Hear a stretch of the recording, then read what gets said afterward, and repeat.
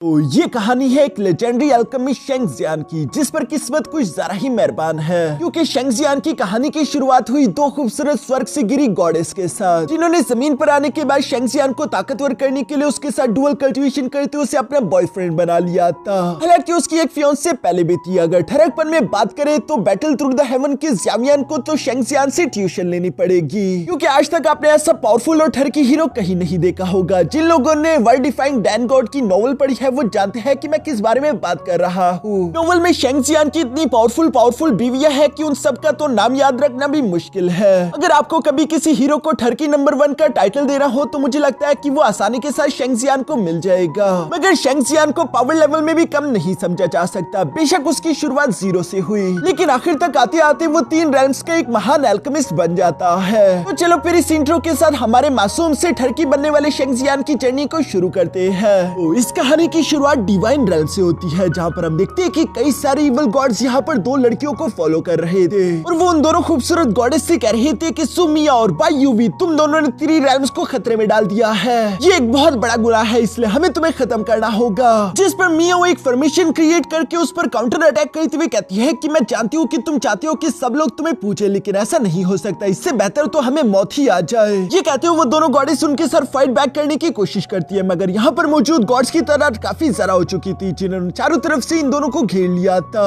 मगर मिस बायुवी और मिस सुमियाओ के पास यिन यांग डिवाइन वेन्स थे, जो कि इतना पावरफुल ट्रेजर है कि उससे ये सारे के सारे गॉड्स हासिल करना चाहते हैं। In extreme yin Yang divine veins को हासिल करने के लिए ये सारे के सारे बहाने लगा रहे थे और मिस सुमिया और बायुवी भी इस बात को अच्छे से जानती थी। इसलिए ये दोनों गुस्सा होते हुए अपनी यिन यांग डिवाइन वेन्स की पावर एक्टिवेट करके यहाँ पर एक बड़ा सा फॉर्मेशन क्रिएट कर देती है, जिसके अंदर से मिस सुमियाओ ने अपनी पावर का इस्तेमाल करते हुए छोटे छोटे कई सारे फिनिक्स बर्ड्स समन कर लिए थे और वो तेजी के साथ सामने की तरफ बढ़ने लगे। इन फ्लेमिंग बर्ड्स को जरा पावरफुल करने के लिए हम देखते हैं कि मिस बायुवी अपनी इवल मैजिक का इस्तेमाल करती है, जहां पर हम देखते हैं कि वो सारे के सारे छोटे बर्ड्स कंबाइन होकर एक बड़े सी इवल मैजिक बर्ड में ट्रांसफॉर्म हो गए। और ये अटैक इतना ज्यादा पावरफुल था कि इसके सामने वो सारे के सारे गॉड्स मिलकर भी नहीं टिक पा रहे थे। देखकर ऐसा लग रहा था कि मिस बायुवी और सुमियो जीतने वाली है। मगर तभी अचानक वहां पर इमोर्टल रेल्म का एम्परर आ जाता है, जो कि अपनी पावर्स का इस्तेमाल करके उस बर्ड को डिस्ट्रॉय करते हुए कहता है कि इवल विच, बायुवी तुम अच्छे से जानते हो कि इमोर्टल रेल्म में इवल मैजिक का इस्तेमाल करना मना है। ये यहाँ के हेवनली रूल्स के खिलाफ है, इसलिए तुम्हें सीधे रास्ते पर लाने के लिए मुझे तुम्हें पनिशमेंट देनी होगी। जो कहते हुए इमोर्टल एम्परर यहाँ पर इन लोगों पर प्रेशर लगाना शुरू कर देता है। मगर मिस सुमियो तो जानती थी कि उसी इमोर्टल एम्परर की सारी साजिश है, इसलिए वो गुस्सा होते हुए कहती है कि तुम कमीने डीमन, ये अच्छाई और बुराई का नाटक करना बंद करो। मैं जानती हूँ कि तुम ही ये सब कुछ करवा रहे हो। जिस पर तो वो एम्परर गुस्सा हो गया और वो गुस्सा होते हुए कहता है कि आखिर तुम दोनों की हिम्मत कैसी हुई, और ये कहती वो अपने पाम टेक्निक का इस्तेमाल करते उन दोनों को कुचलने की कोशिश करता है। मिस बायुवी और सुमियाओ जानती थी कि उसका मुकाबला करना काफी डिफिकल्ट होगा, लेकिन फिर भी वो दोनों हार नहीं मानती और अपनी यिन यांग की पावर इकट्ठा करते हुए यहाँ पर एक डिवाइन सोर्ड समन कर लेती है, जिसका इस्तेमाल करते हुए उस कमीने एम्परर के पाम अटैक से टकराने लगी। यहाँ पर इन दोनों अटैक्स के टकराव की वजह से हम देखते हैं कि बहुत ही खतरनाक प्रेशर क्रिएट हो रहा था, जिस प्रेशर के कारण आसपास के कई सारे गॉड्स जान से मारे जाते हैं। मिस यूमी और बायुवी भी बुरी तरीके से इंजर्ड हो चुकी थी। तभी अचानक वहाँ पर एक बहुत बड़ा ब्लास्ट हो गया, जिसके इफेक्ट के कारण हम देखते हैं कि वो कमीना एम्परर तो बुरी तरीके से घायल हो जाता है, जबकि दूसरी तरफ में सुमिया और बायुवी भी बुरी तरीके से इंजर्ड होकर बेहोश होते हुए नीचे एक वोर्टेक्स में जा गिरी। जो वोर्टेक्स इन दोनों को कहां लेके जाएगा ये तो कोई नहीं जानता था। इवन कि वो कमीना एम्परर भी यहाँ पर अपने साथियों को ऑर्डर देते हुए कहता है कि चाहे तीनों रेल्म्स को उलट पुलट क्यों ना करना पड़े, लेकिन फिर भी उन दोनों की तलाश करो। हर हाल में मुझे वो एक्सट्रीम यिन यांग वेन्स चाहिए।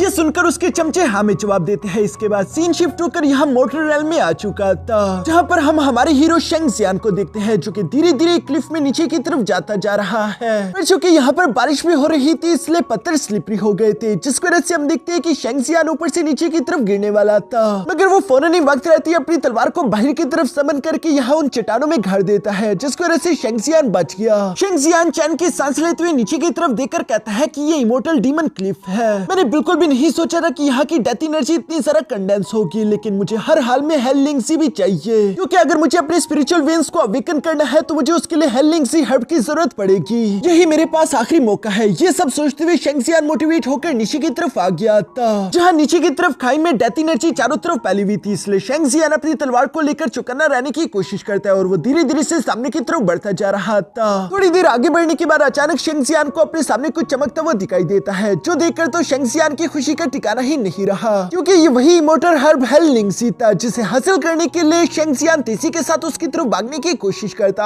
है, मगर तभी अचानक शेंगजियान पर पीछे से वहाँ के गार्डियन बीस्ट ने हमला कर दिया, जिसे डॉज करते हुए शेंगजियान उसके साथ फाइट बैक करने की कोशिश करता है। मगर शेंगजियान को जानने को मिलता है कि उस बीस्ट की बॉडी तो काफी ज्यादा स्ट्रॉन्ग है, उल्टा उसकी तलवार में ही क्रैक आ चुके थे, जबकि उस बीस्ट को कुछ भी नहीं हुआ था। ये सब देखकर भी शेंगजियान फाइट करने से नहीं रुकता, बल्कि वो अभी भी उस बीस्ट पर अटैक कर रहा था, जहाँ पर हम देखते हैं कि वो बीस्ट अपनी पूंछ का इस्तेमाल करते हुए शेंगजियान को ब्रूटली हिट कर देता है, जिसकी वजह से शेंगजियान उड़ते उड़ते दूर जा गिरा और हमें शेंगजियान के पास के विजन देखने को मिलते हैं, जिन विजन से हमें जानने को मिलता है कि शेंगजियान अभी तक अपने स्पिरिचुअल वेन्स को अवेकन नहीं कर पाया था, जिसकी वजह से उसके क्लैन के मेंबर उसे कचरे की तरह ट्रीट करते थे। हालांकि शेंगजियान का फादर इनके क्लैन का लीडर है, मगर फैमिली रूल्स के हिसाब से अगर किसी भी क्लैन लीडर के बेटे के स्पिरिचुअल वेन्स अवेकन नहीं हो पाते तो वो क्लैन लीडर नहीं रह सकता, उसे अपनी पोजीशन छोड़नी होगी। शेंगजियान की वजह से उसके फादर को क्लैन लीडर की पोजीशन से हटाया जाने वाला था और इसी वजह से शेंगजियान को काफी बुरा महसूस हो रहा था, जो बातें शेंगजियान को मोटिवेट कर रही थी और इसी वजह से वो आज के दिन यहाँ पर हार नहीं मानता। वो हर हाल में अपने स्पिरिचुअल वेन्स को अवेकन करना चाहता है, जिसके लिए एक बार फिर से शेंगजियान ने खड़े होकर उस बीस्ट का मुकाबला करने की कोशिश की। हालांकि वो बीस्ट बार बार यहाँ शेंगजियान को उठा कर पटक रहा था, मगर हर बार गिरने के बाद शेंगजियान यही सोचकर खड़ा हो जाता कि मैं अपने फादर पर एक बर्डन बनकर नहीं रह सकता, मुझे हर हाल में ये हेलिंगजी हर्ब चाहिए। और इसीलिए हम देखते हैं कि शेंगजियान ने अपने दिमाग को दौड़ाना शुरू कर दिया, जहाँ उसके दिमाग में एक जबरदस्त प्लान आ जाता है। हम देखते हैं कि वो उस बीस्ट को अपने पीछे दौड़ाते हुए तीसी के साथ खाई के ऊपर से जंप कर चुका, जहाँ पर उसने रस्सी का इस्तेमाल करते हुए खुद तो खाई पार कर ली। और जब वो बीस्ट जंप करते हुए खाई के बीच में था, तभी अचानक शेंगजियान ने अपनी रस्सी को खींचते हुए ऊपर की चट्टानें यहाँ उस बीस्ट पर गिरा दी, जिसकी वजह से वो बीस्ट तीसी के साथ नीचे लावा में गिर जाता है, जो करने के बाद शेंगजियान खुश होते हुए फौरन से उस लेजेंडरी इमोर्टल हर्ब हेलिंगजी के पास चला जाता है, जिसे देखते हुए वो कह रहा था कि मुझे यकीन नहीं आता,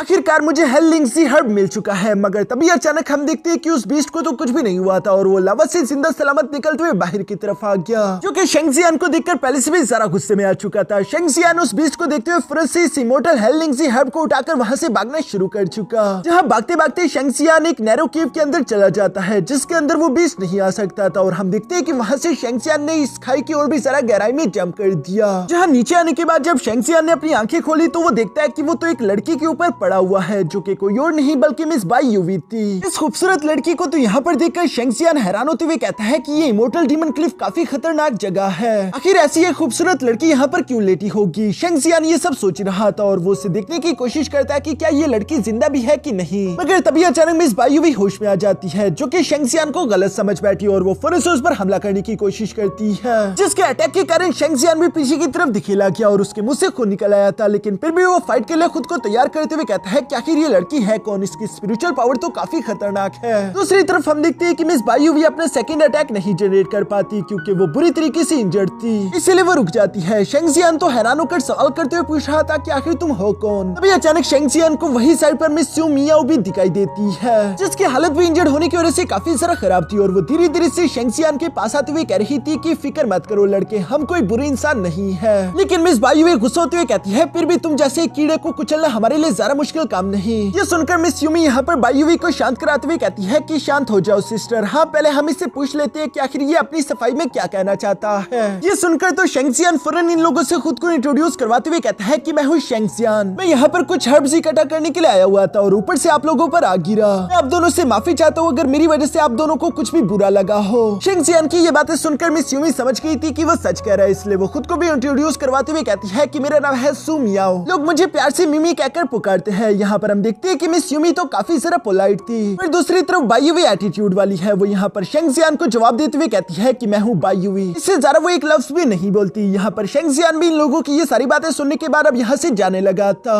कि तभी अचानक मिस यूमी की नजर यहाँ शेंगजियान के स्टोरेज बैग पर पड़ जाती है, जिसके अंदर उसने हेलिंगजी को महसूस कर लिया था और वो इस बारे में मिस बाई यूवी को भी बताती है, जो सुनकर बाई यूवी कह रही थी कि ठीक है मैं भी इस लड़की को जान से मार डालती हूँ ताकि हम हेलिंगजी का इस्तेमाल करते हुए अपने जख्मों को हील कर सके। लेकिन मिस यूमी उसे मना करते हुए कहती है कि नहीं, याद है ना मास्टर ने क्या कहा था, हमें बिला वजह लोगों को मारना नहीं चाहिए, ये अच्छी बात नहीं। अभी ये दोनों ये सारी बातें कर ही रही थी, तभी अचानक दूसरी तरफ हम देखते हैं कि शेंगजियान भी अचानक से रुककर पीछे की तरफ मुड़ते हुए इन दोनों से सवाल करते हुए पूछता है कि वैसे मैं तुम दोनों से पूछना तो भूल ही गया कि आखिर तुम दोनों यहाँ पर कर क्या रही हो। जो सुनती है क्यूट सी यूमी ने तो यहाँ पर ओवर एक्टिंग करना शुरू कर दी। वो एक्टिंग करते हुए कहती है कि हम लोग अपनी जान बचाकर भाग रही थी और बुरी तरीके से इंजर्ड होते हुए हम यहाँ पर आ फंसी। अब तो इस इमोर्टल डीमन क्लिफ से हम लोगों का निकलना मुश्किल है, क्योंकि यहाँ पर इतने खतरनाक बीस्ट जो मौजूद है। अगर जल्दी हमारे ये जख्म हील नहीं किए गए तो मुझे तो लगता है कि हम अगले 24 घंटों के अंदर मर जाएंगे। ये सब करते हुए स्यूमी यहाँ पर एक्टिंग करते हुए अपने मुंह से खून की उल्टी भी करती है, जो देखकर तो शेंगजियान थोड़ा सा घबरा गया था और वो स्यूमी से कहता है कि मेरे पास कुछ मेडिकल पिल्स है, इनका इस्तेमाल करते हुए शायद तुम ठीक हो सकती हो। लेकिन मैं स्यूमी मना करते हुए कहती है कि ऑर्डिनरी पिल से हमारा काम नहीं हो सकता अनलेस तुम्हारे पास कोई चमत्कारी एलेक्सर या हर्ब ना हो।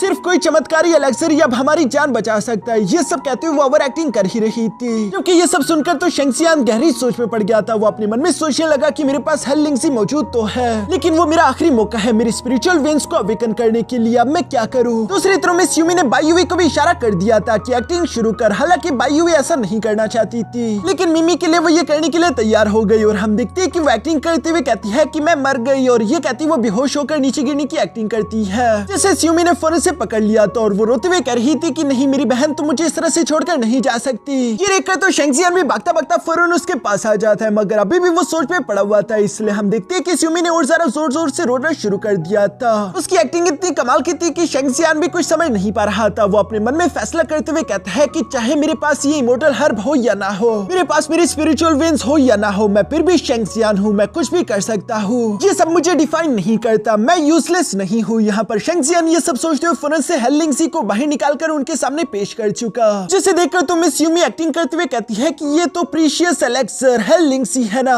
जो कि टूटे हुए मेंडेरियंस या फिर जख्मों को हील कर सकता है। इस पर शेंगजियान जवाब देते हुए कहता है कि हाँ मैं जानता हूँ कि ये कीमती है, मगर इससे कोई फर्क नहीं पड़ता, किसी की जान बचाना ज्यादा जरूरी है। दूसरी तरफ स्यूमी तो यहाँ पर उसकी ये बात पूरी करने से पहले ही वो एलेक्सर छीन चुकी थी। शेंगजियान तो बस आंखें फाड़ फाड़ कर उन्हें देख रहा था। दूसरी तरफ में स्यूमी यहाँ पर बायुवी को उठाने के बाद उस हेल लिंक से एलेक्सर का इस्तेमाल करके यहाँ पर खुद को और अपनी बहन को हील करने की कोशिश करती है, जहाँ पर इन दोनों ने एक दूसरे का हाथ पकड़ा हुआ था, क्योंकि ये दोनों एक दूसरे से कनेक्टेड है। और हम देखते हैं कि यहाँ पर इनकी स्पिरिचुअल पावर तो काफी खतरनाक थी। शेंगजियान तो उनकी स्पिरिचुअल पावर को देखते हुए अपने मन में यही सोच रहा था कि पता नहीं आखिर ये दोनों लड़कियां होगी कौन, ये आई कहां से, इनके स्पिरिचुअल पावर का तो जवाब नहीं। यहाँ पर शेंगजियान ये सब सोच रहा था कि तभी अचानक हम देखते हैं कि मिस यूमी ने खून की उल्टियां करना शुरू कर दी। अपने स्टेप सिस्टर को इस कंडीशन में देखकर तो बायुवी गुस्से से पागल हो गई थी और वो फौरन से यहाँ पर शेंगजियान को गर्दन से पकड़ते हुए कहती है कि तुमने आखिर ऐसा क्यों किया, तुमने आखिर उस मेडिसिन एलेक्सर में जहर क्यों मिलाया था। यहाँ पर शेंगजियान तो कोई भी जवाब नहीं दे पाता, क्योंकि वो जानता भी नहीं था कि आखिर बायुवी किस बारे में बात कर रही है। मगर दूसरी तरफ स्यूमी यहाँ पर बुरी कंडीशन में बायुवी को रोकते हुए कहती है कि रुक जाओ, ये उसने नहीं किया, तुम जानती हो कि हम दोनों के मेंडेरियन इस वक्त बुरी तरीके से डैमेज हो चुके हैं और हेल लिंक्सी एलेक्सर कुछ ज्यादा ही स्ट्रॉन्ग था, इसलिए हमारे मेंडेरियन उसे होल्ड नहीं कर पाए। लगता है कि हम दोनों का अंत करीब है। ये सब कहते हुए स्यूमी वहाँ पर नीचे की तरफ गिर जाती है। दूसरी तरफ बायुवी भी कमजोरी की वजह से बेहोश होने वाली थी। इन दोनों की ऐसी कंडीशन देखकर यहाँ शेंगजियान को तो कुछ भी समझ नहीं आ रहा था कि आखिर वो इन दोनों की मदद करने के लिए क्या करे। जी अभी शेंगजियान सोच ही रहा था कि तभी अचानक एक और प्रॉब्लम आ गई। हम देखते हैं कि उस गार्डियन बीस्ट ने शेंगजियान को सेंस कर लिया था और वो शेंगजियान को ढूंढते हुए फौरन से जंप करते हुए इस खाई में आ जाता है। इस गार्डियन बीस्ट को तो यहाँ पर देखकर शेंगजियान और भी ज्यादा परेशान हो गया था और वो फौरन से बायुवी को उठाते हुए यहाँ पर स्यूमी के पास लाते हुए कहता है कि तुम दोनों अपना ख्याल रखो, तब तक मैं इस मॉन्स्टर को निपटा कर आता हूँ। और ये कहते ही शेंगजियान अपनी तलवार को निकालकर तेजी से भागते हुए उस गार्डियन बीस्ट के साथ फाइट करने शुरू हो गया, जो सब में स्यूमी देख रही थी। शेंगजियान बेशक इस गार्डियन बीस्ट से काफी ज्यादा कमजोर है, वो चाहता तो वो यहाँ से भाग सकता था, मगर फिर भी इन दोनों लड़कियों को बचाने के लिए वो यहाँ पर इस बीस्ट से टकराना शुरू कर देता है, ये जानते हुए भी कि उसका जीतना मुश्किल है। यहाँ पर लगातार उस बीस्ट से टकराते हुए हम देखते हैं कि शेंगजियान की तलवार टूट चुकी थी। वो बीस्ट शेंगजियान को बुरी तरीके से हिट करते हुए पीछे की तरफ पटक देता है, मगर हम देखते हैं कि शेंगजियान एक बार फिर से फाइट करने के लिए खड़ा हो गया। हालांकि उसके हाथ में कोई वेपन भी नहीं था। हम देखते हैं कि वो लगातार इसी तरह उस बीस्ट से टकरा रहा था और वो बीस्ट लगातार बार बार शेंगजियान को पटक रहा था। शेंगजियान फिर भी हार नहीं मानता। हर बार जख्मी होकर नीचे गिरने के बाद वो दोबारा से फाइट करने के लिए खड़ा हो जाता। ये सब देखकर यहाँ पर मिस यूमी और बायुवी दोनों ही शेंगजियान से काफी इंप्रेस हो चुकी थी। इस लड़के में कुछ न कुछ खास है, ये दिल का अच्छा है और ये कभी भी हार नहीं मानता। इसलिए मिस यूमी ने एक फैसला किया। वो धीरे से यहाँ पर बायुवी के पास आते हुए कहती है कि हमें उस मेडिसिन का इफेक्ट यहाँ पर किसी और के साथ शेयर करना होगा, वरना वैसे भी हम दोनों मारी जाएंगी। ये सब कहते हुए वो दोनों ही यहाँ शेंगजियान की तरफ देख रही थी। दूसरी तरफ हम देखते हैं कि वो गार्डियन बीस्ट भी शेंगजियान को कुचलने के लिए तीसी के साथ जंप करते हुए अपने पंजे से उसे दबाना शुरू कर चुका। शेंगजियान अपनी पूरी स्ट्रेंथ लगाने के बावजूद भी उस पंजे को हटा नहीं पा रहा था और इससे पहले कि वो इस पंजे के नीचे कुचला जाता, तभी अचानक एक गोल्डन एनर्जी शेंगजियान की बॉडी को कवर कर लेती है, जिसने उस गार्डियन बीस्ट को तो उठाकर पीछे की तरफ चट्टानों पर दे मारा। साथ ही साथ शेंगजियान भी उड़ता उड़ता तीसी के साथ यहाँ मिस बायुवी और स्यूमी के पास आ जाता है, जहाँ पर मिस स्यूमी कह रही थी कि लड़के तुम जानते भी नहीं कि तुम कितने खुश नसीब हो, तुम्हें आज के दिन एक बेमिसाल ब्लेसिंग मिलने वाली है। ये सब कहते हुए हम देखते हैं कि मिस स्यूमी और बायुवी दोनों ने अपनी उंगलियों को काटकर अपना ब्लड बाहर की तरफ निकाल लिया, जिसमें शेंगजियान का ब्लड भी ऐड करके ये तीनों यहाँ पर एक फॉर्मेशन क्रिएट करना शुरू कर देती है। मिस बायुवी कह रही थी कि डीमंस मेरे सामने घुटने टेकते हैं। दूसरी तरफ मिस यूमी कह रही थी कि इमोर्टल मुझसे डरते हैं। आज हम अपनी स्ट्रेंथ को तुम्हारे साथ शेयर करेंगे। आज के बाद से हम तीनों हमेशा लाइफ टाइम के लिए एक साथ कल्टीवेशन करके एक साथ रहेंगे। ये सब कहते हुए मिस यूमी और बायुवी दोनों ने अपने एक्सट्रीम यिन यांग वेन्स को यहाँ शेंगजियान की बॉडी में डालना शुरू कर दिया था, जिसकी स्पिरिचुअल पावर तो काफी ज्यादा खतरनाक थी। साथ ही साथ शेंगजियान को काफी ज्यादा तकलीफ हो रही थी, वो दर्द से चिल्ला रहा था। लेकिन मिस यूमी उसे आवाज देते हुए कहती है कि तुम्हें होल्ड करना होगा, तुम आखिरी टाइम पर आकर फेल नहीं कर सकते वरना हम तीनों मारे जाएंगे। और इसी के साथ हम देखते हैं कि शेंगजियान लगातार उस दर्द को बर्दाश्त करता रहा, जहां पर हम देखते हैं कि मिस यूमी और बायुवी दोनों अपनी स्पिरिचुअल पावर को कंबाइन करके एक साथ ही यहाँ शेंगजियान की बॉडी में ट्रांसफर कर देती है। मिस बायुवी जिसके पास एक इवल गॉडेस की पावर थी और दूसरी तरफ मिस यूमी जिसके पास इमॉर्टल गॉडेस की पावर थी, ये दोनों पावर वो शेंगजियान की बॉडी में ट्रांसफर करने लगी, जिसकी वजह से अचानक ही शेंगजियान की यिन यांग वेन्स एक्टिवेट होकर उसकी पूरी बॉडी को कवर कर लेते हैं। शेंगजियान जोरों के साथ चिल्लाता है, जिसकी वजह से वहां पर एक बड़ा ब्लास्ट हो चुका था। मिस यूमी और बायुवी दोनों उड़ते हुए पीछे की तरफ जा गिरी। ये देखकर ऐसा लग रहा था कि शायद इनका ब्लड कॉन्ट्रैक्ट फेल हो गया। और हम देखते हैं कि यहाँ पर वो गार्डियन बीस्ट मिस यूमी पर हमला करते उसे जान से मारने के लिए जंप कर ही चुका था। बायुवी तो ये देखकर घबराते हुए फौरन से यूमी को कवर कर लेती है, मगर इससे पहले कि वो गार्डियन बीस्ट इन लोगों को टच भी कर पाता, तभी अचानक कोई उसे पावरफुल हिट करते हुए तीसरी के साथ पीछे की तरफ चट्टानों पर दे मारता है। जो हीरो कोई और नहीं बल्कि हमारा शेंगजियान था, और वो इस वक्त काफी ज्यादा कूल और खतरनाक दिखाई दे रहा था। वो गार्डियन बीस्ट एक बार फिर से खड़ा होकर शेंगजियान पर अटैक्स करने की कोशिश करता है, मगर अब तो शेंगजियान उसके अटैक्स को ऐसे डॉज कर रहा था जैसे कि ये कोई बच्चों का खेल हो। और शेंगजियान ने उसे एक पावरफुल किक करके पीछे की तरफ दे मारा, जो देखकर तो उस गार्डियन बीस्ट को भी अपनी आंखों पर यकीन नहीं आ रहा था। मगर अब बारी शेंगजियान की थी और वो लगातार इस बीस्ट की पिटाई करना शुरू कर देता है। जहां पर इस बीस्ट को इतनी बुरी तरीके से पीटता हुआ देखकर मिस यूमी भी मुस्कुराते हुए बायुवी से कह रही थी कि ये लड़का है ना कमाल का। इसके बाद बारी आती है सबसे कूल सीन की, जहां पर हम देखते हैं कि शेंगजियान अपने एक्सट्रीम यिन यांग वेन्स की पावर को एक्टिवेट करके एक फॉर्मेशन क्रिएट करना शुरू कर देता है, जिसकी तरफ वो गार्डियन बीस्ट तेजी के साथ भागते हुए आने की कोशिश कर रहा था। और हम देखते हैं कि शेंगजियान ने कूल तरीके से उसी फॉर्मेशन के अटैक का इस्तेमाल करते हुए उस गार्डियन बीस्ट पर अटैक कर दिया। यार ये बहुत ही ज्यादा डेंजरस था, इसकी वजह से वो बीस्ट तो एवेपोरेट हो जाता है। इवन के पीछे की तरफ जितने भी पहाड़ थे उनके बीच में भी रास्ता बन चुका था। शेंगजियान भी अपनी इसी टेरिफाइंग स्ट्रेंथ के साथ अचानक से बेहोश हो जाता है। इसके बाद अगली बार जब शेंगजियान की आंखें खुली तो वो अपने घर में मौजूद था, जहाँ शेंगजियान वो सब याद करते हुए कह रहा था कि आखिर मैं अपने घर में कैसे हूँ। तभी मिस यूमी उसके सामने आते हुए कहती है, तो आखिरकार तुम जाग गए, हमें उठाकर तुम्हें तुम्हारे घर लाए थे। जो सुनकर शेंगजियान फौरन से बैठ जाता है, मगर वो यहाँ पर इन दोनों को देखकर थोड़ा सा परेशान भी था। इसलिए मिस यूमी कहती है कि फिक्र मत करो, हम तुम्हें रात के अंधेरे में यहाँ पर लाए थे, हमें यहाँ पर आते हुए किसी ने भी नहीं देखा। ये सुनकर तो शेंगजियान को भी अच्छा लगा। साथ ही सर वो मिस यूमी से सवाल करते हुए पूछता है कि आखिर कल रात वहाँ पर वो हुआ क्या था। मिस यूमी शेंगजियान की ये बात सुनकर मुस्कुराते उससे कहती है कि अपनी इनर एनर्जी को महसूस करने की कोशिश करो। जो सुनकर शेंगजियान फौरन से बिल्कुल ऐसे ही करता है और वो देखता है कि उसके स्पिरिट वेन्स एक्टिवेट हो गए थे, जिन्हें देखकर तो वो काफी ज्यादा खुश हो गया था। मिस यूमी फौरन उसके पास आकर कहती है कि ये कोई नॉर्मल स्पिरिट वेन नहीं, बल्कि हमने अपने 2 डिवाइन लेवल के स्पिरिट वेन्स तुम्हारी बॉडी में ट्रांसफर कर दिए हैं। डिवाइन लेवल के स्पिरिट वेन्स का सुनकर तो शेंगजियान भी सरप्राइज हो गया था और वो सवाल करते हुए पूछता है कि आखिर तुम दोनों कहाँ से हो। इस पर मिस बायुवी जवाब देते हुए कहती है कि हम दोनों सेलेस्टियल मार्शल रेल्म से आए हैं, लेकिन इससे ज्यादा तुम हमसे कोई भी सवाल नहीं करोगे। जो सुनकर तो शेंगजियान धीरे से कहने लगा, लेकिन सेलेस्टियल और मोर्टल रेल्म के लोगों को तो आपस में इंटरेक्ट करना मना है ना। शेंगजियान अभी ये कह ही रहा था कि तभी अचानक बायुवी ने अपनी इवल पावर को एक्टिवेट करके शेंगजियान के नीचे हेल का गेट ओपन कर दिया, जो देखकर तो शेंगजियान घबरा चुका था। लेकिन मिस यूमी उस हेल गेट को बंद करते हुए यहाँ पर शेंगजियान से कहती है कि तुम इस बारे में किसी से भी बात नहीं करोगे कि हम दोनों कौन है और कहाँ से आए। जो सुनकर शेंगजियान भी अपने मन में सोचने लगा कि ये दोनों ही लड़कियां काफी मिस्टीरियस है, लेकिन फिर भी इन दोनों ने मुझ पर काफी बड़ा एहसान किया है, इसलिए मुझे इनकी बात को सीक्रेट रखना ही होगा। जो सब सोचते हुए सबसे पहले तो शेंगजियान इन दोनों का शुक्रिया अदा करता है। साथ ही सर वो बताता है कि आज के बाद ये राज किसी और को मालूम नहीं होगा।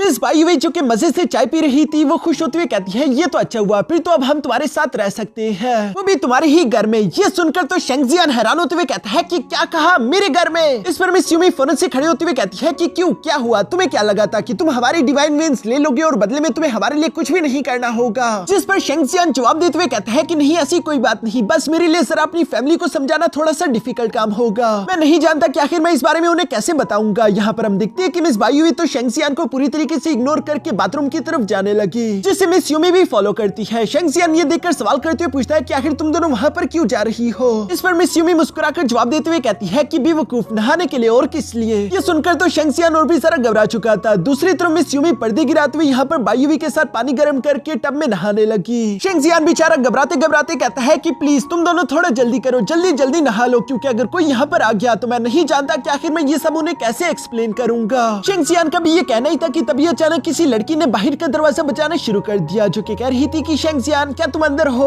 उस लड़की की आवाज सुनकर तो शेंगजियान पूरी तरीके से बुकला जाता है और वो बुकलाते हुए कहता है ये तो ज़ूज़ियान है, मेरी फियांसे, प्लीज तुम दोनों छुप जाओ, वो तुम्हें यहाँ पर देख ना ले। ये कहते हुए शेंगजियान डरते डरते दरवाजा खोलने के लिए जाने लगता है, मगर हम देखते हैं कि दूसरी तरफ मिस ज़ूज़ियान ने तो खुद ही दरवाजा खोल दिया और वो शेंगजियान से कहती है क्या है तुम इतने स्लो क्यों हो। ये कहते हुए मिस ज़ूज़ियान फौरन से अंदर की तरफ आ गई थी, जिसे देखकर तो शेंगजियान घबराते हुए कहता है कि ज़ूज़ियान आखिर तुम यहाँ पर क्या कर रही हो। जिस पर मिस ज़ूज़ियान कहती है कि क्यों, क्या मेरा यहाँ पर आना मना है। जिस पर शेंगजियान घबराते हुए जवाब देकर कहता है कि नहीं ऐसी कोई बात नहीं। जो सब कहते हुए मिस ज़ूज़ियान ने वहाँ पर मौजूद चाय का कप उठा लिया था और उस पर पहले मिस यूमी की लिपस्टिक लगी हुई है। ये देखकर तो शेंगजियान को पसीने आने लगे थे। वो मिस ज़ूज़ियान को बातों में लगाकर उसे उलझाने की कोशिश करता है, जिस पर मिस ज़ूज़ियान कहती है कि आखिर तुम इस तरह से बर्ताव क्यों कर रहे हो, क्या यहाँ पर कोई दूसरी लड़की तुमने छुपाई हुई है। जिस पर तो शेंगजियान और भी जरा घबरा गया था और वो घबराते हुए जवाब देकर कहता है कि नहीं भला ऐसे कैसे हो सकता है, ये तो बिल्कुल नामुमकिन है। जिस पर मिस यूमी सवाल करते हुए पूछती है कि अच्छा फिर ये बताओ कि आखिर इस पर्दे के पीछे तुम पानी क्यों गर्म कर रहे हो। जिस पर शेंगजियान फौरन से जवाब देते हुए कहता है कि वो पानी मैंने अपने लिए गर्म किया था ताकि मैं नहा लूं। लेकिन मिस ज़ूज़ियान उसका ये जवाब सुनकर सेटिस्फाई नहीं होती, बल्कि वो सवाल करते हुए कहती है कि तुम तो हमेशा झरने में जाकर नहाते हो ना, तो आज घर पर कैसे। और ये कहती वो पर्दे की दूसरी पार जाने वाली थी, लेकिन शेंगजियान उसे रोकते हुए कहता है कि वो क्या है ना, कल मैं इमोर्टल डीमन क्लिफ गया हुआ था, जिसकी वजह से मेरी बॉडी और माइंड दोनों ही बुरी तरीके से एग्जॉस्ट हो चुकी है, इसलिए झरने के पास जाने की मेरी एनर्जी नहीं बची। मैंने सोचा आज के दिन घर में ही अच्छे से नहा लेता हूँ। जो सुनकर मिस ज़ूज़ियान पहले तो रुक जाती है और ये देखकर शेंगजियान चैन की सांस लेने वाला था, मगर तभी अचानक हम देखते हैं कि ज़ूज़ियान फौरन से पर्दे की दूसरी पार चली जाती है। जो देखकर तो शेंगजियान घबराते हुए अपनी आंखें बंद कर लेता है और वो कहता है कि सारा खेल खत्म हो गया, मेरे फियांसे पर्दे के पार दो नंगी लड़कियों को देख लेगी, उसके बाद वो मेरे बारे में क्या सोचेगी। मगर जब वो अपनी आंखें खोलता है तो कोई भी हंगामा नहीं हुआ था, इसलिए वो अंदर आकर देखने की कोशिश करता है, जहाँ पर मिस ज़ूज़ियान को तो कोई भी दिखाई नहीं दिया था, क्योंकि मिस ज़ूज़ियान के आने से पहले बायुवी और यूमी वहाँ से गायब हो चुकी थी। जो देखकर तो शेंगजियान भी काफी सारा खुश हो गया था और वो चैन की सांस लेते हुए यहाँ पर मिस ज़ूज़ियान के पास आते हुए कहता है कि आज के दिन आखिर तुम इतनी जासूसी क्यों कर रही हो। कहीं ये सारे बहाने तुम्हारे मेरे बाथरूम में आने के लिए तो नहीं, ताकि तुम मुझे नंगा नहाते हुए देख सको।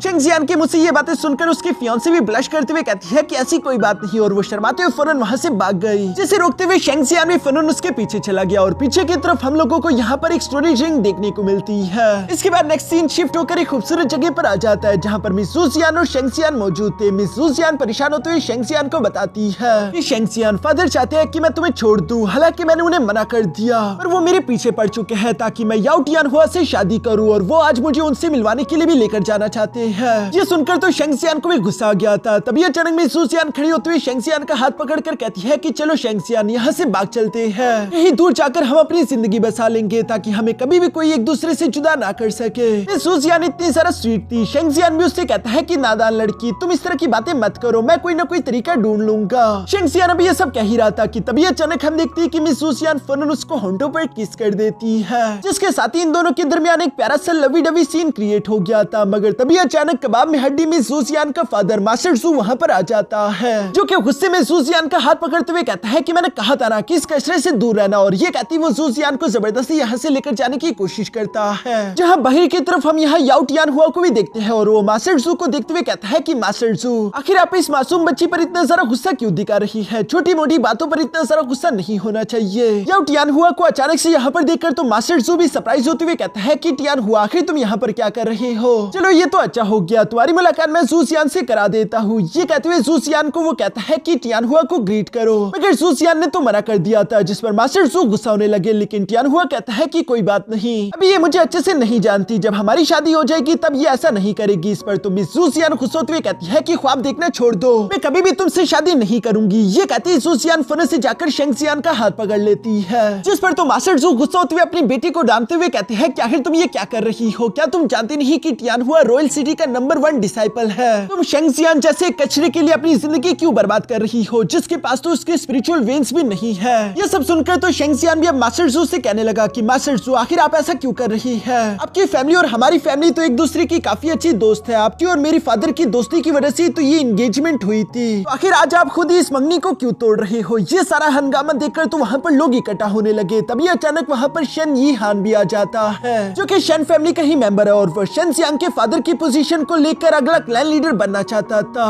जो कि यहाँ पर आते हुए कहता है कि शेंगजियान, आखिर तुम क्या बेवकूफ हो? तुम्हारी वजह से तो ये सब कुछ हो रहा है।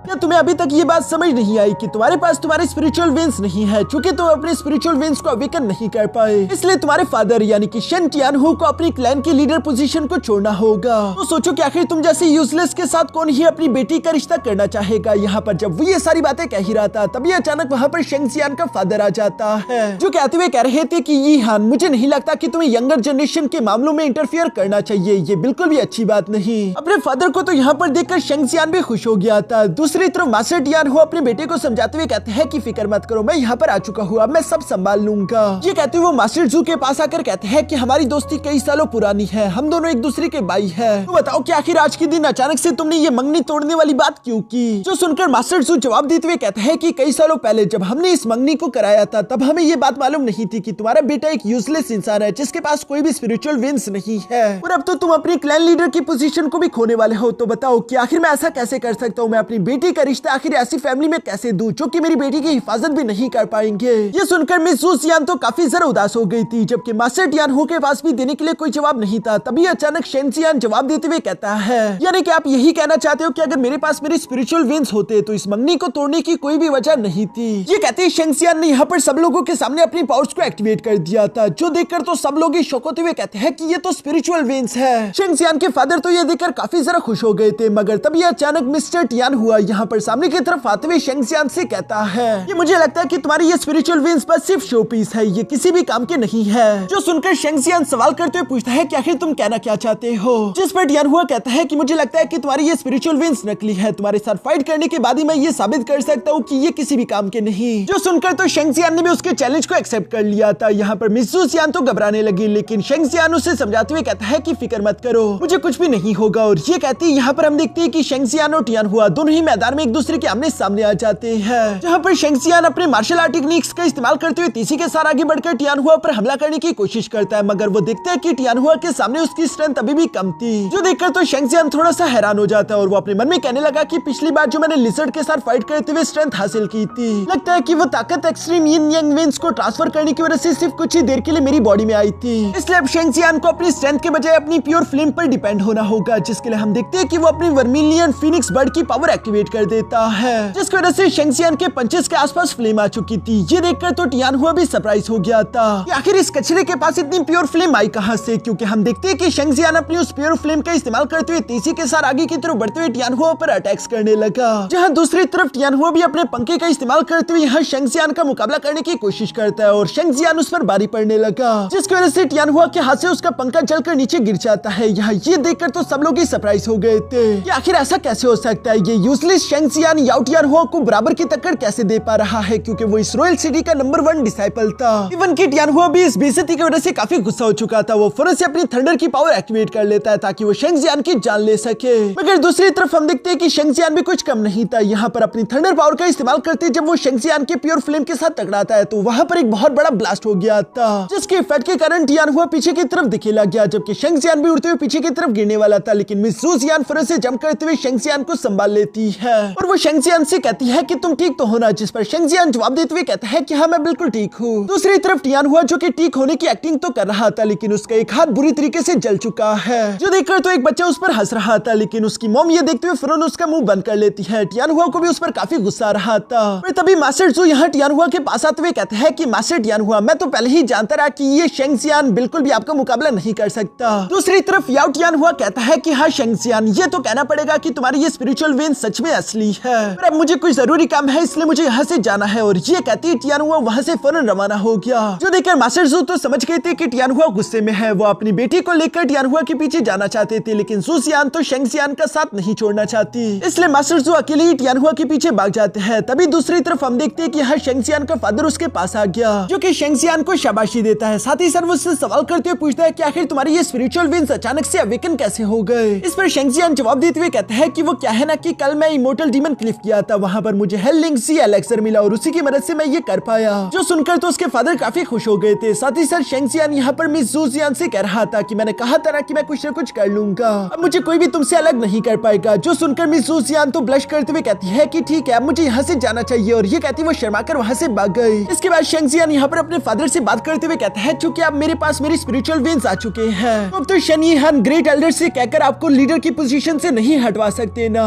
जिस पर शेंगजियान का फादर जवाब देते हुए कहता है कि हाँ, वो मुझे बेशक लीडर की पोजीशन से हटा तो नहीं सकता, लेकिन वो 3 दिन बाद मुझे फाइट के लिए चैलेंज जरूर कर सकता है। अब अगर उसे शन क्लैन का लीडर बनना है तो उसे मेरे साथ फाइट करके फेयर एंड स्क्वायर जीतना होगा। यहाँ इसके बाद सीन शिफ्ट होकर दूसरी तरफ याओ फैमिली के यंग मास्टर टियानहुआ पर भी आ जाता है, जिसका हाथ बुरी तरीके से घायल था। और वो गुस्सा होते हुए कह रहा था कि आखिर ऐसा कैसे हो सकता है। शेंगजियान तो एक यूजलेस कचरा था जिसके पास कोई भी स्पिरिचुअल विंग्स नहीं थे। इस पर मास्टर यीहान जवाब देते हुए कहता है कि हाँ, बिल्कुल ऐसा ही था, लेकिन शायद कोई चमत्कार हो चुका है। पर फिर भी मैंने जो सोचा है मैं बिल्कुल वैसे ही करूंगा। मैं आपकी याओ फैमिली के साथ ज्वाइन होना चाहता हूँ। वैसे भी आपकी याओ फैमिली इस रॉयल सिटी में सबसे ज्यादा स्ट्रॉन्गेस्ट फैमिली है, इसलिए मैं अपने क्लैन का लीडर बनकर आपको ज्वाइन कर लूंगा, जिसके लिए मुझे आपकी मदद चाहिए। ये सुनकर टियानहुआ अपने पास से एक डिमोनिक आर्टिफैक्ट निकालते हुए यहाँ मास्टर यीहान को देते हुए कहता है कि ठीक है, तुम जानते हो ना कि 3 दिन बाद तुम्हारा मुकाबला शन टियानहु से होगा और तब तुम्हें इसका किस तरह इस्तेमाल करना है ये तुम अच्छे से जानते हो। जो सुनकर तो मास्टर यीहान इवल्स की तरह मुस्कुराने लगा, जबकि यंग मास्टर टियानहुआ भी गुस्सा होते हुए कह रहा था कि शेंगजियान, आज जो तुमने सबके सामने मेरी बेइज्जती की है, मैं ये बेइज्जती नहीं बोलूंगा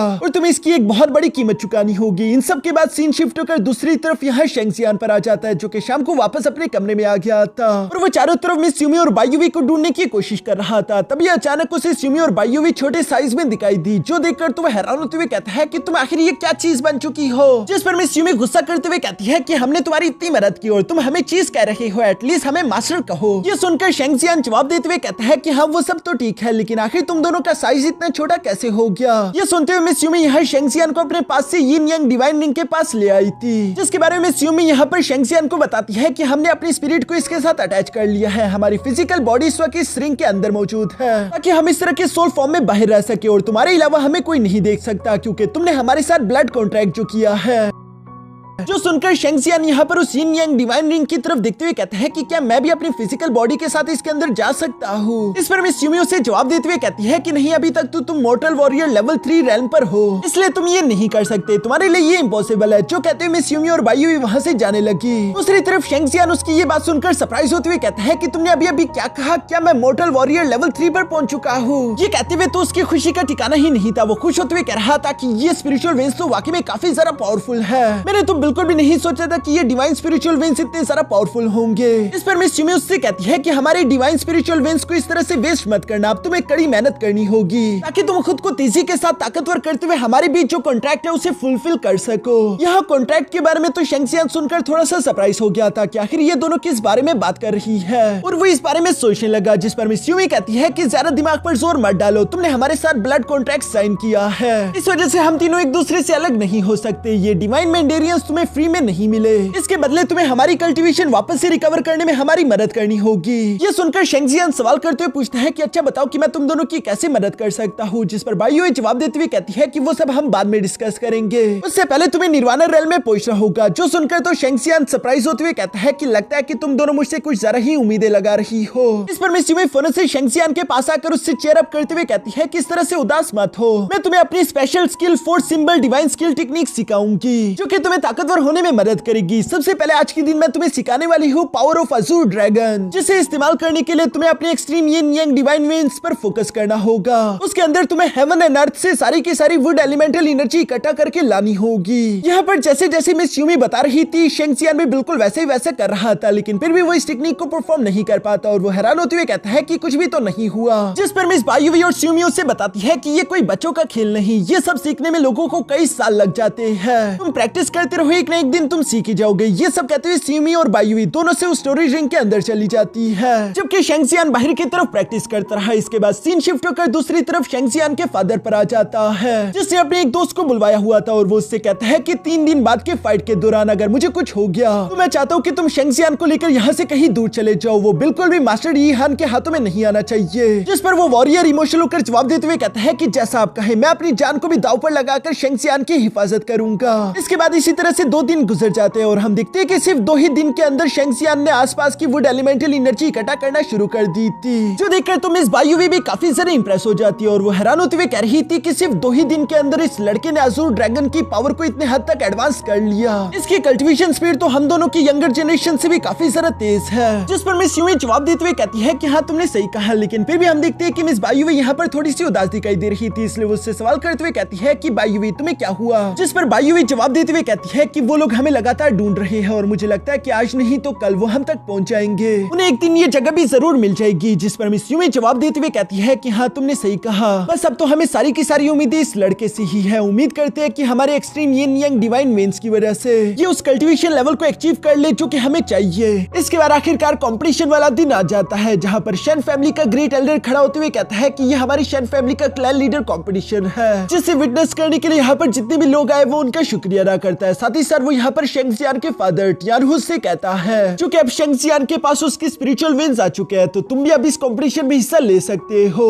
इस कंपटीशन के बेसिकली 3 कैंडिडेट्स थे। एक थे मास्टर टियानहू जो कि ऑलरेडी क्लैन लीडर है, और बाकी के 2 कैंडिडेट्स का नाम यी हान और हाओ हाई था। जहाँ पर ग्रेट एल्डर कहते हैं कि कंपटीशन के रूल बहुत ही सिंपल है, जो भी आखिर तक स्टेज पर टिका रहेगा वही होगा हमारे क्लैन का लीडर। टियानहू चूंकि तुम हमारे प्रीवियस क्लैन लीडर हो इसलिए तुम्हारा फर्ज बनता है कि तुम पहले स्टेज पर जाओ। ये तो सरासर चीटिंग थी। मास्टर ज़ू और शन जियांग भी इस बात को अच्छे से जानते थे और शन जियांग अपने फादर से कहने लगा कि ग्रेट एल्डर ये जान के कर रहे हैं, वो जान के आपके लिए मुश्किलें बना रहे हैं ताकि पहले आपको हाओ हाई का मुकाबला करना पड़े और उसके बाद यी हान का। जिस पर शन जियांग का फादर जवाब देते हुए कहता है कि एक बहादुर क्लैन लीडर कभी भी चुनौतियों से डरता नहीं बल्कि डटकर उनका मुकाबला करता है। और ये कहती वो फौरन से स्टेज पर जंप कर चुके, जहाँ वो ऊंची आवाज में कहते हैं कि मैं हूँ शन क्लैन का लीडर और बताओ कि सबसे पहले कौन मुझे चैलेंज करेगा। ये सुनकर हाओ हाई तेजी के साथ जंप करते हुए स्टेज पर आ जाता है, जहाँ वो शन टियानहू से कहने लगा कि बड़े भाई बेहतर होगा कि तुम हार मान लो, क्योंकि अगर तुम हार मान लेते हो तो मैं वादा करता हूँ कि तुम्हारे जाने के बाद तुम्हारे बेटे को कभी भी हमारे क्लैन में कोई तकलीफ नहीं होगी। ये सुनकर टियानहू जवाब देते हुए कहता है कि बातें करना बंद करो, अगर लड़ना है तो सही से लड़ो। जो सुनकर तो हाओ हाई भी गुस्सा हो गया और वो फौरन से अपनी थंडर सोर्ड बाहर की तरफ निकाल लेता है, जिसके बाद वो तेजी से आगे की तरफ बढ़ते हुए टियानहू पर अटैक्स करना शुरू कर चुका। मगर शन टियानहू की बॉडी कल्टीवेशन भी काफी जरा बेहतरीन थी, वो आसानी के साथ हाओ हाई का मुकाबला कर रहे थे, जो सब ऊपर से शन जियांग और मिस यूमी भी देख रहे थे। मिस यूमी शन जियांग को बताती है कि ये एक लेवल 6 का वॉरियर है, तुम्हारे फादर आसानी के साथ इसका मुकाबला कर लेंगे।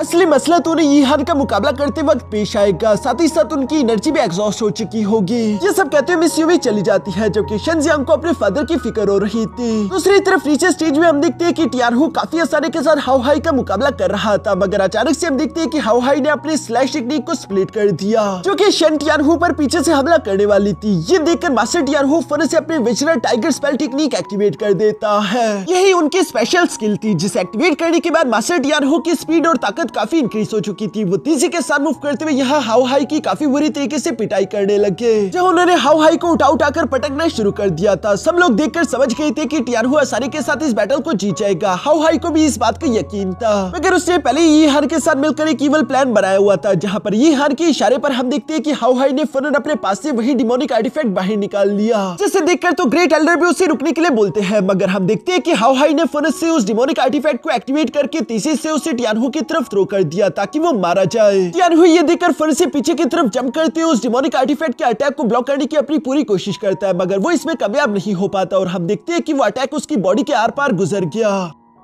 जो देखकर तो सब लोग ही शौक हो गए थे। मगर यी हान ये देखकर मुस्कुरा रहा था। सब लोग जंप करते हुए फौरन से यहाँ टियानहू के पास आ जाते हैं, जहाँ शेंगजियान तो अपने फादर से सवाल करते हुए पूछ रहा था कि फादर आप ठीक तो है ना। टियानहू खुद को कैसे तैसे संभाल कर रखा हुआ था और वो शेंगजियान को जवाब देते हुए कहता है कि हाँ मैं ठीक हूँ। साथ ही साथ वो गुस्से होते हुए सामने की तरफ मौजूद यी हान को देखकर कहते हैं कि यी हान तुमने आखिर इस डिमोनिक आर्टिफैक्ट का इस्तेमाल इस कॉम्पिटिशन में क्यों करवाया। इस पर यी हान तो साफ साफ इनकार करते हुए कहता है कि तुमने खुद देखा कि वो मैं नहीं था, हाओ हाई था। ये सुनकर शेंगजियान गुस्से होते हुए कहता है कि मैं जानता हूँ कि ये तुम दोनों की ही मिली भगत है। ग्रेट एल्डर यहाँ ये सारी बातें सुनकर कहते हैं कि बस बहुत हुआ, मैं इस बारे में खुद इन्वेस्टिगेट करवाऊंगा, मैं पता लगवाऊंगा कि आखिर वो डिमोनिक आर्टिफैक्ट कहाँ से आया था। और जहाँ तक इस कंपटीशन के रूल्स की बात है, चूंकि हाउ हाई ने डिमोनिक आर्टिफैक्ट का इस्तेमाल किया है इसलिए वो डिस्क्वालीफाई हो गया और शेन टियानहु इस कंपटीशन के फर्स्ट राउंड को जीत चुका है। यहाँ यीहान को डर था कि कहीं हाउ हाई मेरा नाम ना बता दे, इसलिए वो धीरे धीरे से हाउ हाई के पास आ गया, जहाँ वो उसके कान में कहता है कि फिक्र मत करो मेरे भाई, जब मैं क्लैन लीडर बन जाऊंगा उसके बाद तुम्हारी फैमिली और तुम आराम से यहाँ पर रह पाओगे।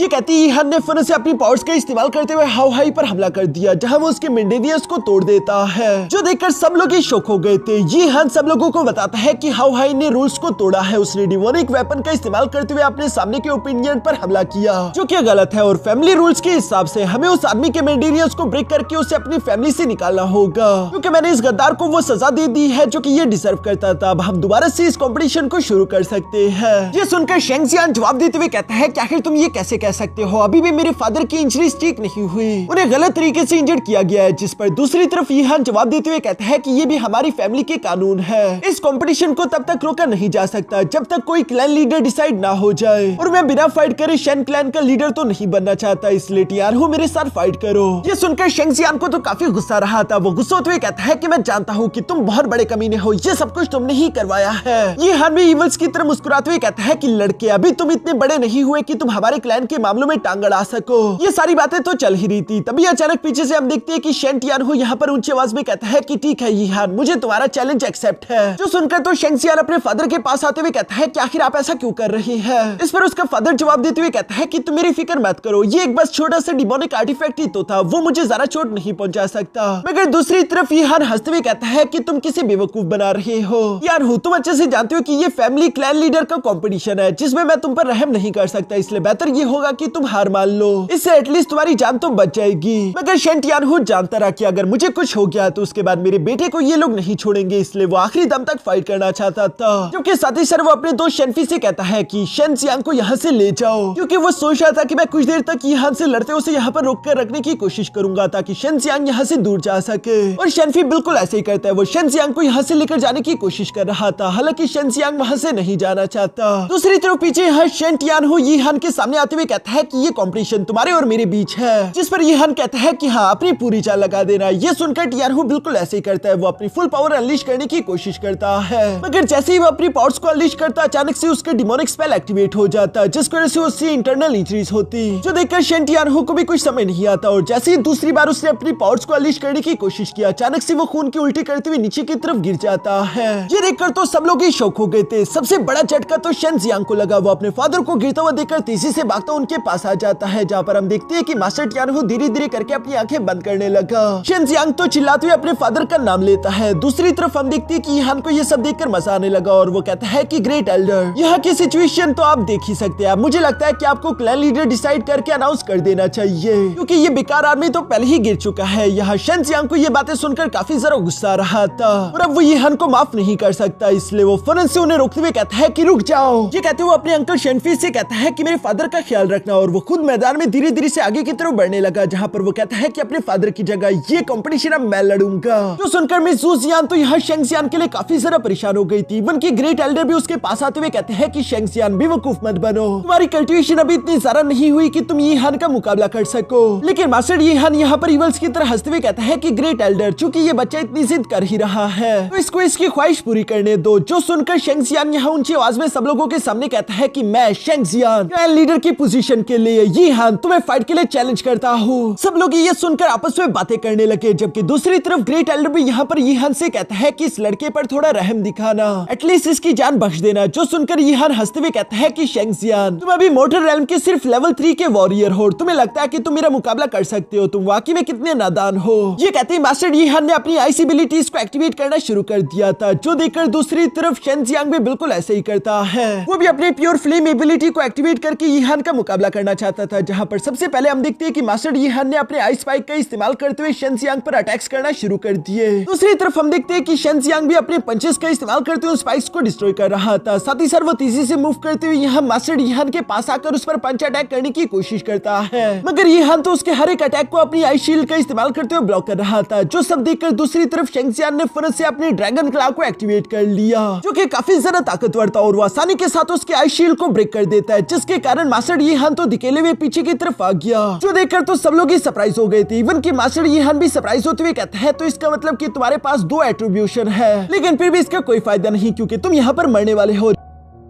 ये कहती वो फन से अपने realm of dark ice activate कर लेता है, जिसकी वजह से चारों तरफ स्टेज में आइस फैल चुकी थी। ये जगह जैसे मास्टर यीहान की कोई डोमेन बन चुकी हो। अब वो आसानी के साथ अपनी आइस को कंट्रोल करते हुए तीसी के साथ जमीन से आइस स्पाइक्स निकाल सकता था, जिसकी वजह से शेंगजियान अब चाहे जितनी मर्जी भागने की कोशिश करे उसके लिए मुश्किल आने लगी थी। जबकि साथ ही साथ हम देखते हैं कि मास्टर यीहान अब सच में सीरियस हो चुका था। वो तीसी के साथ आगे की तरफ बढ़ते हुए शेंगजियान के सामने जरा सा भी होल्ड बैक नहीं करता और वो अपने आइस स्पाइक्स को उसके हाथ में गुंसा देता है, जो देखकर मिस ज़ूजियान तो यह शेंगजियान के लिए काफी ज्यादा परेशान हो गई थी क्योंकि ये सब कुछ अच्छा नहीं दिखाई दे रहा था। तभी अचानक हम देखते हैं कि मास्टर यीहान ने और भी कई सारे आइस स्पाइक्स क्रिएट करते हुए यहाँ शेंगजियांग की पीठ में खोप दिए थे। ये करते हुए मास्टर यीहान हंसते हुए कह रहा था कि तुम बिल्कुल भी अपने एल्डर्स की रिस्पेक्ट नहीं करते, आज के दिन तुम्हें पनिशमेंट तो मिलनी ही चाहिए। जो कहते हैं उसने शेंगजियांग को जान से मारने के लिए एक के बाद एक आइस स्पाइक्स यहाँ शेंगजियांग की बॉडी में पेनिट्रेट करना शुरू कर दिया। मिस बायुवी, स्यूमी और इवन की ज़ूजियान भी ये सब होता हुआ देख रही थी। मिस ज़ूजियान तो आगे की तरफ जाना चाहती थी, लेकिन मास्टर ज़ू ने उसे रोककर रखा हुआ था कि ये इनकी फैमिली का मामला है, तुम बीच में इंटरफियर नहीं कर सकती। शेंगजियांग जो कि बुरी तरीके से इंजर्ड हो चुका था, उसकी हालत काफी ज्यादा खराब थी, उसकी बॉडी से लगातार खून बहता जा रहा था और यीहान तो उससे मार देना चाहता था। इसलिए ग्रेट एल्डर को ही बीच में आना पड़ता है और वो यीहान से कहता है कि यीहान बस करो, रुक जाओ। जो सुनकर भी यीहान यहाँ लास्ट अटैक शेंगजियांग पर कर देता है। साथ ही साथ वो कह रहा था कि ठीक है मैं रुक गया, अब आप सब लोगों के सामने अनाउंस कर दो कि मैं ही अब से हमारे क्लैन का लीडर हूँ। लेकिन तभी अचानक यहाँ शेंगजियांग की आवाज सुनाई देती है, जो कि कह रहा था कि अभी ये खत्म नहीं हुआ, मैं अभी भी हारा नहीं हूँ। और ये कहती शेंगजियांग बुरी कंडीशन के बावजूद भी अपने पैरों पर खड़ा हो जाता है।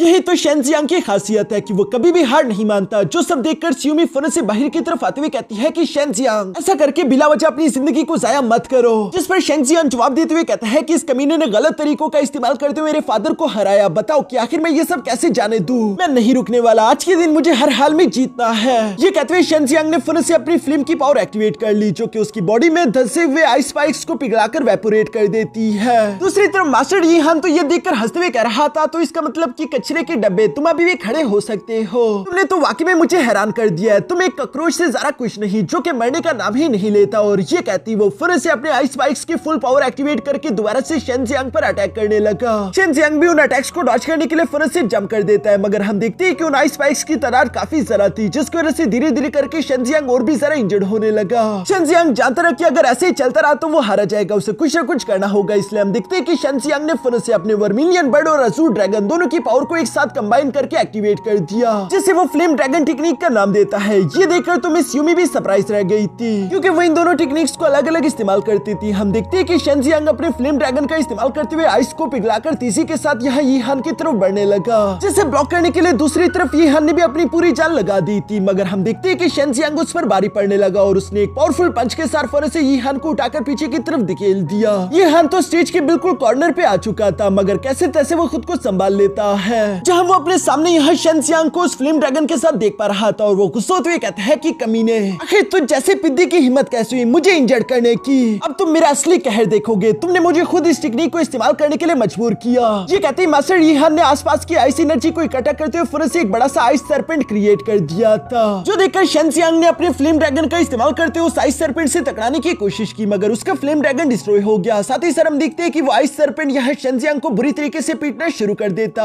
है। मिस यूमी यहाँ पर शेंगजियांग को समझाते हुए कहती है कि समझने की कोशिश करो, अभी तुम्हारा कल्टीवेशन लेवल काफी लो है, वो तुम्हारे डबल से भी ज्यादा कल्टीवेशन लेवल का वॉरियर है, तुम चाहकर भी उसका मुकाबला नहीं कर सकते। जो सुनकर शेंगजियांग एक बार फिर से अपने पैरों पर खड़े होते हुए कहता है कि अगर मैं कोशिश नहीं करूंगा तो मुझे मालूम कैसे होगा। और ये कहते हुए शेंगजियांग ने एक बार फिर से अपनी फ्लेम ड्रैगन टेक्निक एक्टिवेट कर दी थी। मिस यूमी तो देख पा रही थी कि शेंगजियांग ने मरने का फैसला कर लिया है, वो बिल्कुल भी नहीं रुकने वाला। ये सब काफी जरा अजीब था, आज से पहले उसने ऐसा इंसान कभी भी नहीं देखा था, जो कि इतनी बुरी तरीके से पिटने के बावजूद भी हर बार दोबारा से फाइट करने के लिए खड़ा हो जाता है। शेंगजियांग वाकई में काफी जरा जिद्दी था, जो कि यहाँ बुरी तरीके से पिटने के बावजूद भी खड़े होते हुए यीहान से कहता है कि चलो दोबारा शुरू करो। जो सुनकर तो अब मास्टर यीहान के भी गुस्से का पारा हाई हो गया था और वो फौरन से शेंगजियांग को गर्दन से पकड़ लेता है, जिस पर हम देखते हैं कि शेंगजियांग ने अपने खून को उसके मुंह पर थूक दिया। ये तो मास्टर यीहान के लिए काफी बेइज्जती वाली बात थी, इसलिए हम देखते हैं कि वो अब शेंगजियांग को किसी भी हाल में जिंदा नहीं छोड़ तोड़ सकता, वो सबसे पहले शेंजियांग का एक हाथ तोड़ देता है। इसके बाद वो उसे पीटते पीटते जमीन पर पटक कर उसके सर पर पैर रखते हुए कहता है कि तुम हमेशा से एक कचरा थे और तुम कचरा ही रहोगे। मगर हम देखते हैं कि शेंजियांग ने अपनी फ्लेम की पावर एक्टिवेट करके फन से मास्टर यीहान को पीछे की तरफ धकेल दिया और इससे पहले कि वो उसे पंच कर पाता, तभी मास्टर यीहान ने शेंजियांग के दूसरे हाथ में भी एक आइस स्पाइक्स खोप दिया, जिसकी वजह से उसके दोनों हाथ नकारा हो चुके थे। अपने दोनों हाथ तुड़वाने के बावजूद भी शेंजियांग रुकता नहीं, बल्कि वो यीहान को देखते हुए कह रहा था कि चलो दोबारा आओ। ऐसी मोटिवेशन देखकर तो हमारी क्यूट सी मिमी भी पिघल गई थी और वो शेंजियांग की मदद करने का फैसला करती है, जिस वजह से वो बायुए से कहने लगी कि बायुए अब से तुम्हें ही इस लड़के का ख्याल रखना होगा।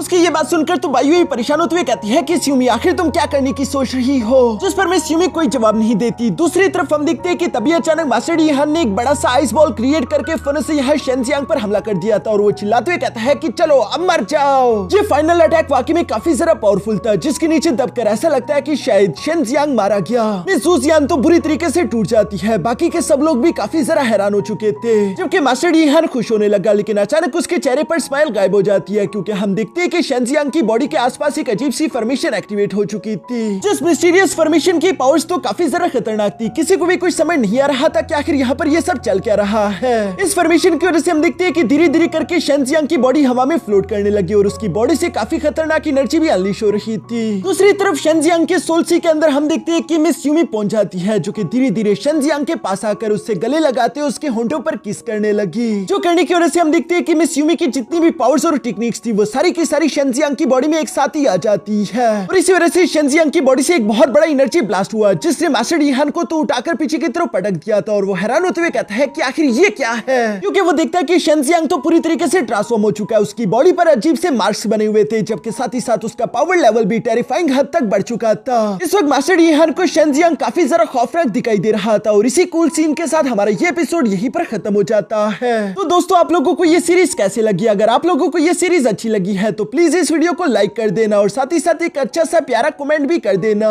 ताकि मैं जान सकूं कि आप लोगों को ये सीरीज कितनी अच्छी लगी है और इसका नेक्स्ट एपिसोड मैं आप लोगों के लिए जल्दी अपलोड कर दूंगा।